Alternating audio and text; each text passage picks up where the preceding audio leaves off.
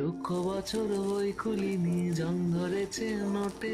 এখন এক্সামেতে বুঝবো মজা, পার পাবো না মোটে। আমি বাস খাবো নাকি ঘাস খাবো, বলো কোনটা তুমি চাও?